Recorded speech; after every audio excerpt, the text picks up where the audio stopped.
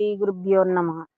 మద్గురుదేవులు చిన్న రామచంద్రయారుల వారి పాద పద్మంబులకు నమస్కరించుకుంటూ, శ్రీ సత్యానంద సత్యమారుల వారికి నమస్కరించుకొని, శ్రీమద్ భాగవత కృష్ణ దేశికేంద్రుల వారి రచింపబడిన శక్తిద్వయ నిరాశకంబైన శుద్ధ నిర్గుణ తత్వ కందార్థరుల నుండి సభా విజ్ఞాపనంలోని 9వ పద్యం. మనసిచ్చి వినుడి కనుక మన విధి నా పాలి గురుని మదిలోపలనే ననుచుకొని పెద్దలాజ్ఞను పని బూనుక చేసి నిట్టి పద్యమూలిన్ని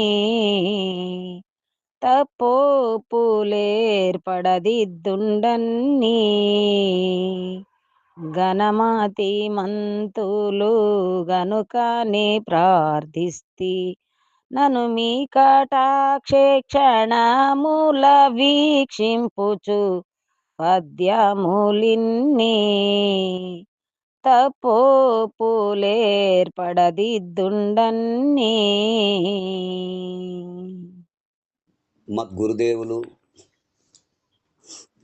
శ్రీ శ్రీ పరమానంద శంకర నారాయణ స్వామి వారి పాదపద్మములకు నమస్కరించుకుంటూ, శ్రీమద్ భాగవత కృష్ణదేశికేంద్ర ప్రభువులచే విరచితంబైన శక్తిద్వయ నిరాశకంబైన శుద్ధ నిర్గుణ తత్వ కందార్థ దరువులు సభా విజ్ఞాపన నుండి ఈరోజు మనము 9వ కందార్థాన్ని విచారించుకుంటున్నాము. క్రిందటి కందార్థములో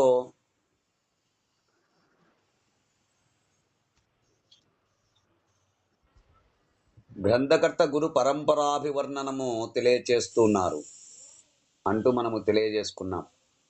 శ్రీ శివరామ దీక్షితుల వారి శిష్యులు కంబాలూరి అప్పబ్రహ్మ మంత్రివర్యులు,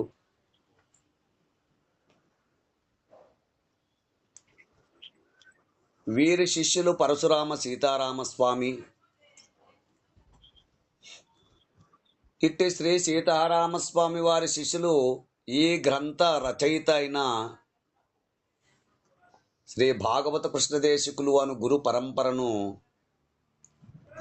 తెలియచేస్తూ, ఈ విధంగా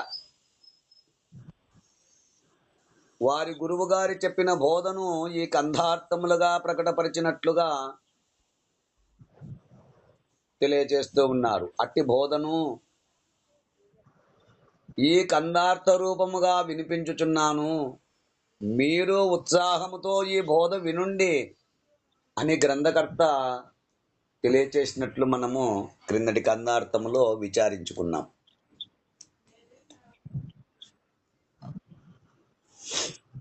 ఇక తదుపరి కందార్థము సుఖవీ ప్రశంస. అనగా కవిత్వమనున్నది సాహిత్యము, సంగీతము, పాండిత్యము మొదలైనవి.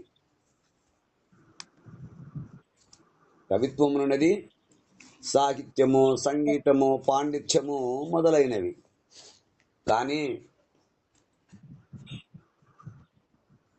వ్యక్తిగత గుణదోషములచే ఆ కవిత్వమునకు ఆ వ్యక్తిగత గుణదోషములు కూడా సంక్రమించును.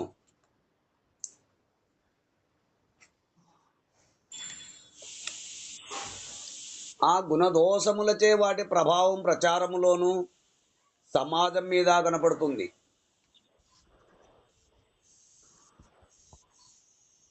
సహృదయముతో కూడిన కవీశ్వరుని కవిత్వము, వారి వ్యవహార శైలి ఏ విధంగా ఉంటుందో ఈ శీర్షికలోని కందార్థముల ద్వారా ఈ గ్రంథకర్త గారు మనకు తెలియపరుస్తున్నారు.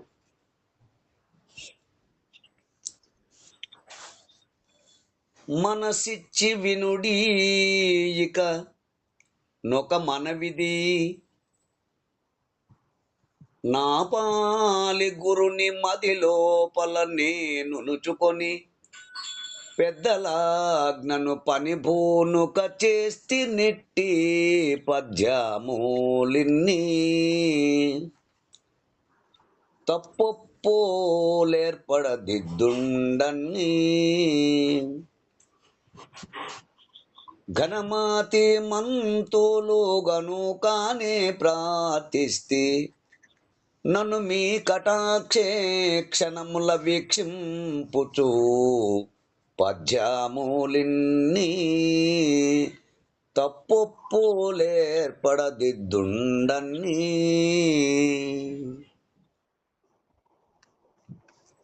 అంటూ మనసిచ్చి వినుడి.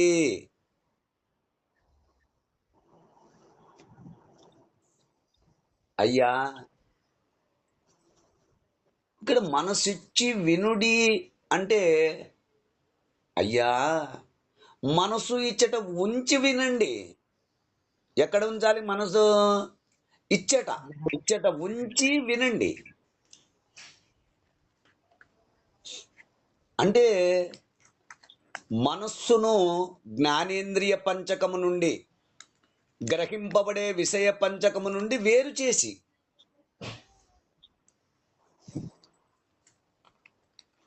అట్టి మనసును జ్ఞానేంద్రియ పంచకము నుండి, గ్రహింపబడే విషయ పంచకము నుండి వేరు చేసి, అంటే అన్యధ్యాస లేక ఏకాగ్రమైన మనసుతో వినండి.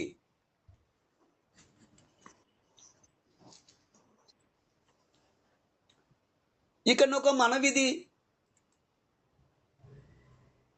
ఒక విజ్ఞప్తిని అని మనవి చేసుకొనుచున్నాను.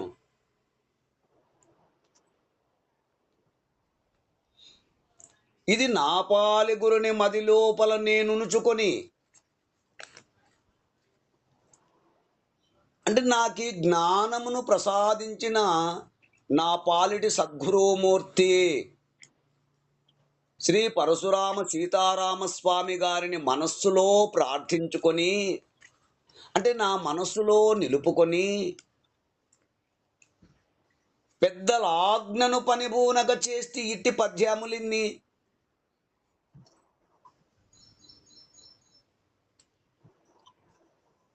అంటే పెద్దల ఆజ్ఞానుసారంగా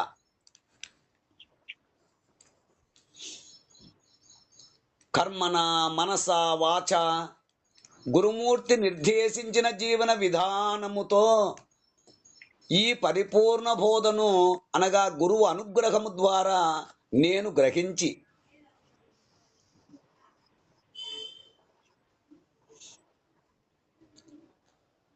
సమాజ శ్రేయస్సు కోసము గురుర్వాక్యం యథాతథముగా ఈ కందార్థములను పద్య రూపముగా రచించి తిని,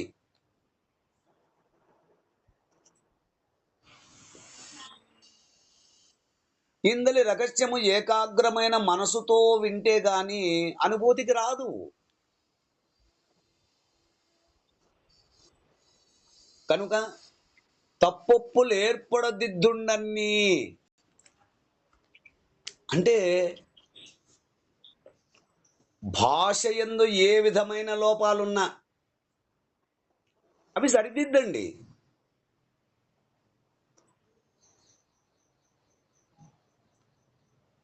గురుదత్తముగా సంక్రమించిన భావమునకు, అంటే కవిత్వముతో జోడించి రాయడంలో, కవిత్వ సాంప్రదాయములో కలిగే లోటుపాట్లు ఏమైనా ఉంటే పెద్ద మనస్సుతో ఒప్పులు అగునట్లు దిద్దవలసినదిగా ప్రార్థిస్తున్నాను.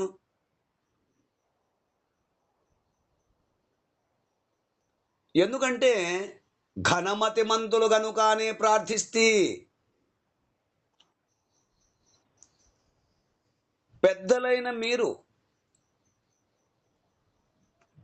ఆత్మానాత్మ వివేకముతో కూడిన బుద్ధి గలవారు గనుకానే ప్రార్థిస్తే, అందుకే మనవి చేయుచున్నాను. కనుక నన్ను మీ కటాక్షేక్షణముల వీక్షింపుచు,